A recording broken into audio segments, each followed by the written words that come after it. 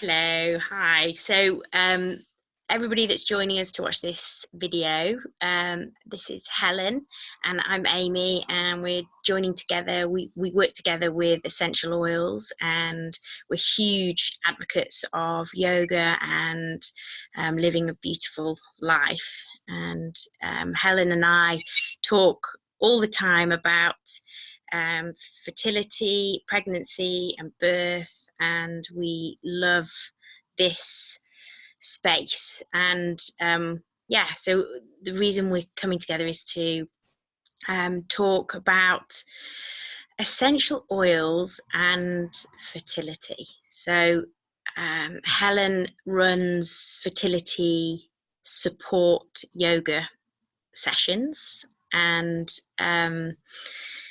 yeah, I just wanted to ask Helen a few questions and share it out there into the beautiful world. So Helen,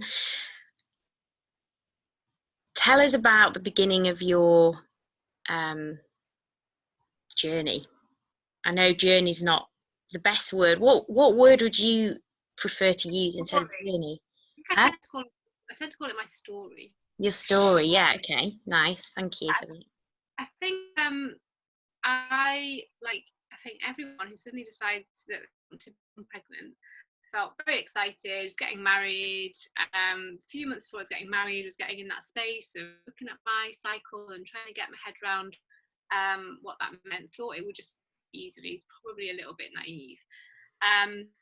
And was very excited, and I think it is a really beautiful, I've used the word journey, that you start with. You're so excited about doing that.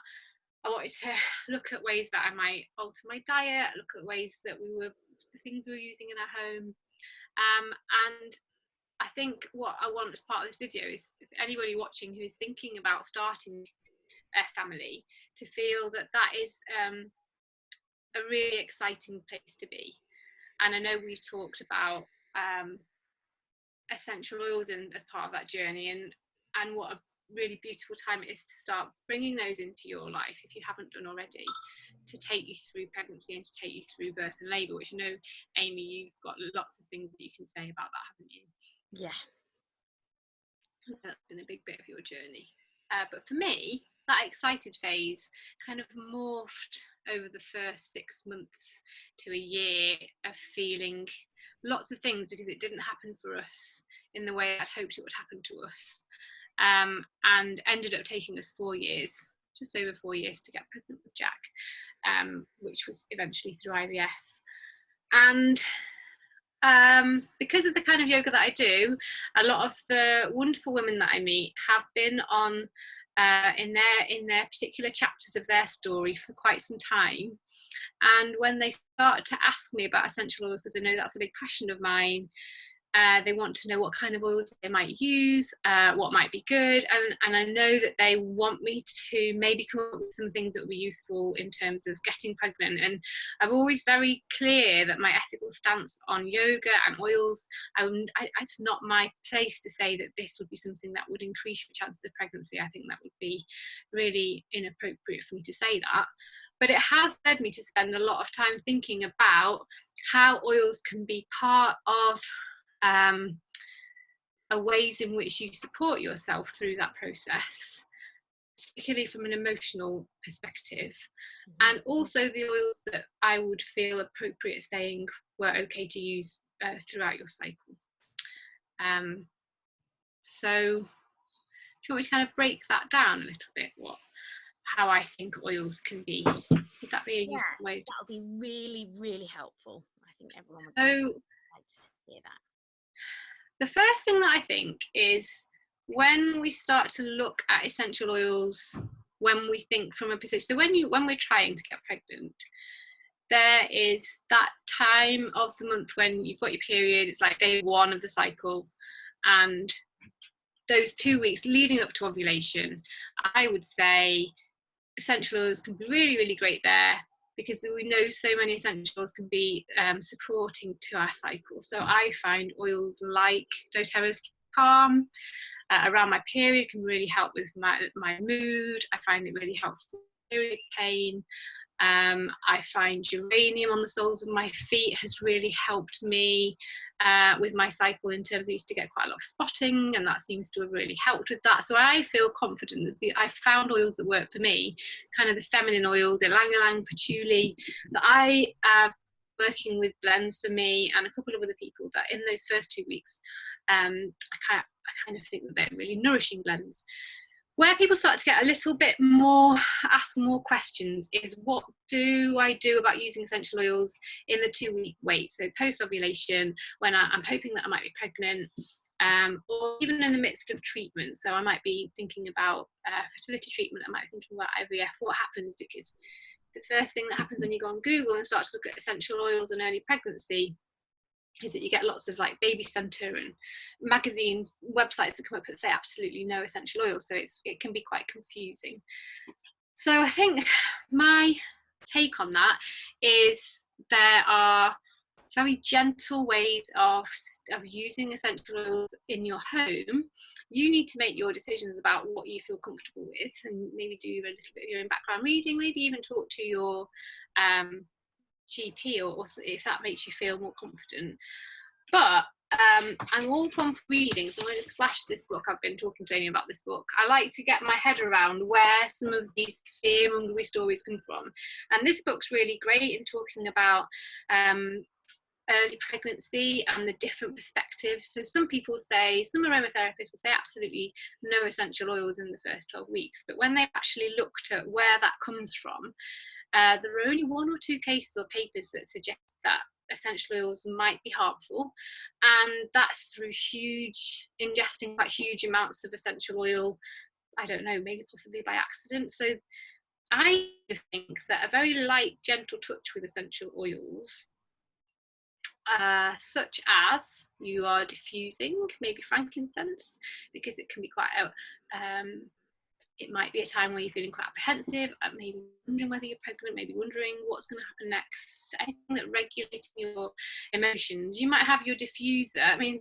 the lovely thing about doTERRA oils is they're so potent that less is more. So it might be 1 or 2 drops of frankincense in your diffuser, and you might have it on that button that switches it on and off, so the intermittent button, so you're just having a little bit. You could have 1 drop of frankincense in the palm of your hand. It might be, I love all the flower oils being quite gentle, so something like neroli. You might just take really light touch of 1 drop, rub it in your heart. All of these little tiny rituals that can help you emotionally really feel you make you feel grounded, feel a bit soothed. Just that shift that can take place just when you inhale. I think light touch for me, I would feel very comfortable with that. I would avoid clary sage. I think there's lots of talk of clary sage being something that would be quite a powerful oil that you would use perhaps in labour, and it has been shown to have really tiny effects on the uterus. Diffusing it would still probably be okay, but I would be wary about that. But yes, small amounts. The other lovely thing about essential oils is it's not just about topical applications, and you could use them in your cleaning products. So coming at a perspective of looking at how we might adapt our lifestyles a little bit if we're trying to make changes going into this next phase of our life.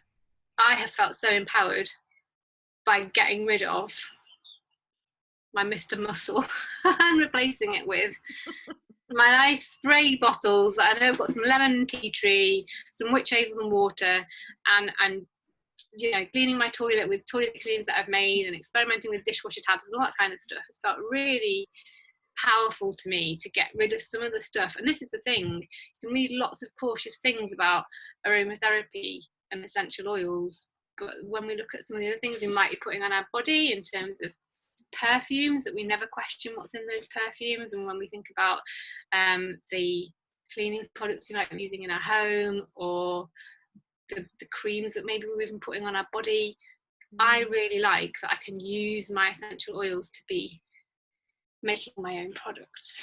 So yeah, I do think it's a really individual decision that people need to make about whether they're going to use oils in that period. And if we came on to treatment, it might be, my clinic was really, really strict with us about anything that had perfume in it, and you might decide that, you know, for a period you're going to step away from essential oils. But then looking ahead and looking into that experience of motherhood, however that comes to you and however you arrive there, I would have been really lost without essential oils. What about you, Amy? Have you got, what would you add in terms of your experiences and your story? Well, one thing I was just thinking about was my first pregnancy. I got to the 12-week scan and they told me that the baby wasn't growing properly, and I could still go ahead with the birth, with the pregnancy and have the baby, but the baby would need a lot of operations as soon as it was born and all of this, and I was just distraught. So, and I didn't have essential, like I had lavender tea tree and maybe a couple of things in the bathroom, but I didn't have the oils that I have now, and I didn't have their support. Whereas if I look back to myself then, if I'd have got these oils in my life, I could have really looked after myself with the oils from a grief perspective, because Saul and I decided to have an abortion, and I was completely lost, and the oils would have been a great help for me then. So yeah, maybe um, that would be a, a time for um, us to use the oils in our story, our pregnancy, motherhood story. I like that. Yeah, some of the really, really. I mean, I was looking at the oils for grief this morning, and there's deep blue and magnolia, jasmine, And console, I love console for me. oh yeah. So that would be something that I would really wish for anybody going through something as devastating as that, miscarriage or an abortion, to have those oils available and in their hands, ready to really soothe them through such a tough time. But yeah, in terms of having the other two pregnancies, which went, well, healthy pregnancies in terms of I didn't get any blood pressure complaints or um, all sorts of different things that you can go through in pregnancy. My first pregnancy with Ace, I was really uncomfortable. I found it hard work, and I didn't have the essential oils. And then my second pregnancy with Koa was amazing. Best. It was just completely different in comparison. And I had the oils and I had the doTERRA supplements, and I had a group of people, um, you and Sarah and everybody in our community, to inspire me to use the oils and really look after myself. And throughout each trimester, I use different oils to support different things. So tiredness, the nausea, um, the mood, keeping my emotions balanced, then right towards the end, preparing myself for birth and during birth, and then when the baby comes, and having two children, or even having one child for the first time, getting your head around that is huge. So the oils were a great support, and not once did I feel like, oh, I shouldn't have applied that. I felt really, really comforted and soothed the whole way through with the oils. Um, so yeah, and we could go into the different trimesters in more detail, and especially we're going to do more work together, aren't we, on birth and the oils? So that's something to come. But do you think somebody would go through a few miscarriages, and that to be really an emotional upset, Just and the oils would be helpful so, there. isn't it? For me and my experiences, and even just the first day when you get your period and you're just so full of hope that this is going to be the month for you, that something's going to change, that the things that you've been doing might be the things that would work. That first day of my period was like they were like mini cycles of grief. Each 28 days of that building up hope, waiting, doing all the things right that you can possibly think of, and then you're back to square one. Really, really tough. Very, very, very isolating, which is why I love doing the work that I do, to try and bring women together, that they have space to talk about these things. Yeah, so they're just, the more that I've been thinking, when people ask me about oils, and I've been a bit like, well, it's it's up to you, and thinking about pregnancy and people being kind of, well, I've read this stuff, and the more I've thought about it, I just think, gosh, there's such an amazing thing to have from a purely emotional level, of being able to think, yeah, okay, I'm going to use, I know, even making a plan in advance, that's that in like TTC world, trying to conceive world, CD one day can be a really blue day. Not only have you got your period hormones knocking you about at the best of times anyway, but you've got this sense of loss and disappointment for something that you were hoping for so much. Then that toolkit of oils that you can think, right, I'm going to have this kind of bath, this is going to be my little ritual that I do to move me through this period and bring back that feeling of hope for the next cycle. I think that there's just such a lovely resource there, really, that we can use. Yeah. And just like you were saying before, we were chatting before this call about how, when we've done our meditation, when we've sat down to connect with ourselves, apply the oils, done our yoga, then the day moves better, and we don't go into, for me, if I've not done my work for myself, so my meditating, yoga, everything, all the oils, I can tend to go on a bit of a self-sabotaging attack on myself and my life. And I could probably see that if I was waiting to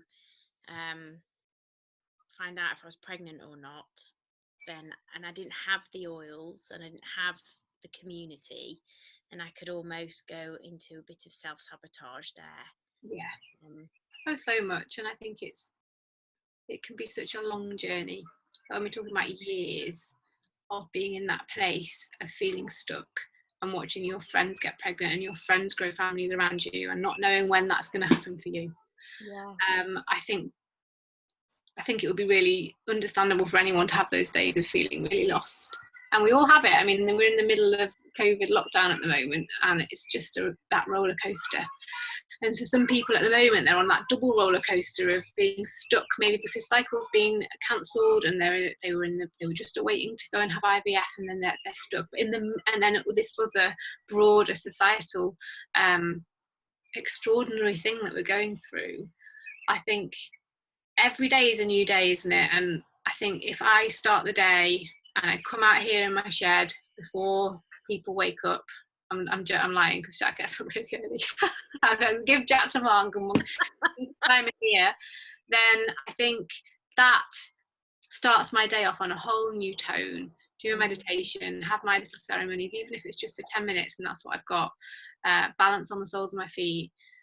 Then that structures me in a different way to if I don't start my day like that. And we're not perfect, are we? Every day is going to be different, but the difference that they make when I weave them into my day, in terms of mindset and in terms of how I'm feeling, it's huge, really. And it's hard to convey that to people sometimes, but it's lovely having that community of people that get it, I think. Yeah, so it's having those days where you feel connected rather than you know, unconnected and unsupported. But yeah, totally get that. And so for people going through their IVF treatment and has everywhere stopped doing treatment, or do you? Yeah, everywhere stopped doing the treatment. How many times do people go in for when they're going for IVF? How many times you have to go in? Often. You have to keep going in often, like once a week, or if you're in the middle of a cycle, you could be going in at least every day. And it's a lot of building up. It's a lot of getting your body ready for that. Yeah, some people might have been taking various drugs to get themselves to a place of readiness, or they might just have been hoping that this spring might have been the time where they started to inquire about treatment, because they've reached that point where they think they might be ready to take next steps. And even that is part of you've got expectations that you're going to be moving forward, and that's all kind of been taken away. So it's a big rug to be pulled out from under people's feet. I think about my community so much, all the time, that for me would have been very, very hard to stomach, because you've been waiting so long already. And some of the people that I've been talking to, wonderful women I've been talking to this month, bringing them together just to talk to each other, I know that feeling of being lost and being stuck is very, very real. And it's been lovely to support some people who've recently got oils and thinking, right, how could we use these to... So which oil, if you could say 3 oils for somebody that is feeling lost, and they could use them in the morning and in the evening. Right. Oh, Amy, that's so hard. No. I'm a neroli person. Neroli would be my oil, my signature oil. Neroli just helps me with everything. Anxiety, if I'm feeling kind of discombobulated, then that would be the one that I would go for. I tend to apply it here to here, just inhale it. It just seems to really work for me. I really love neroli, so that would be one that I would look at. And I'd be happy to use neroli wherever I was in my cycle. Balance, always balance. Balance in a spray that you've made, balance on the soles of my feet, balance in my diffuser. I love it. It just reminds me of after it's rained, and it just makes you feel. And then the third one, probably frankincense, I think.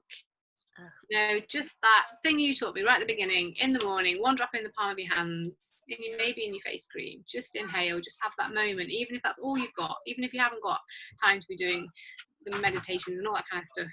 We've all got time to just spend 30 seconds, haven't we, with our frankincense. They will be my top 3. Neroli, frankincense, balance. What about you? Yes, I love it.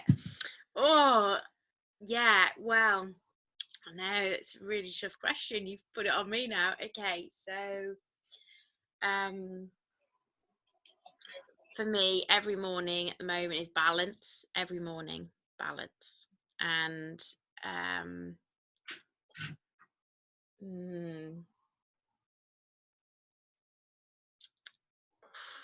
so hard if you can only choose 3. I also have been using neroli a lot, and rose. Oh, rose. Yeah, so rose on my heart. But instead of neroli, because you chose that one, and I'll mix it up a bit, but geranium has just been bringing me so much sweetness. And I've been changing where I put geranium, sometimes on my inner ankles, and then sometimes on my heart, and sometimes just inhaling from the bottle. But yeah, so balance in the mornings. I put it on my neck, also on the soles of my feet, and then rose on my heart. And if the boys are around, I'll put rose all over them. And geranium, inner ankles, heart center, and just inhaling. Yeah. Ooh, anointing ourselves with goodness. Yeah, and just they're just so healing in these times of feeling not alone, because I've got Saul and the boys here, but we can't see our family, can we, or our friends, and it's we're all a little bit lost, aren't we, and need that comforting. Yeah, so amazing. I hope everybody that's watching or going to watch this gets some comfort from it. And Helen and I are always here to contact and talk more about it. And yeah, there's going to be more to come from us both. And Helen, your meditation, did you do a meditation recently for your community? We did a little get together. We did a little kind of sharing circle. We talked about our struggles and our secret delights of lockdown. Oh. And then we had a little guided meditation, a heart-centered meditation, and I feel we'll be doing one in May as well. Lovely. So people can join you if they message you. They can join in. Yeah. Nice. Okay. Anything else? Do we need to say anything else? No, I think that's great. I think if anyone's got any questions, I have got a blend recipe that I use for the first 14 days of my cycle that I'll get under here. My nurture blend, I'll put what I put in there. Nice. I just keep thinking of other oils I wish that I'd said now, but maybe that's for another time. Whisper. Right. Not whisper. I love whisper. So yeah. Okay. Let's do more of these because it's been really nice to chat. Yeah, it's really good, isn't it? And it's nice for other people to hear what we're talking about as well. Love it. Right, we're going to press the button that stops recording. Okay, everyone. See you soon. Bye.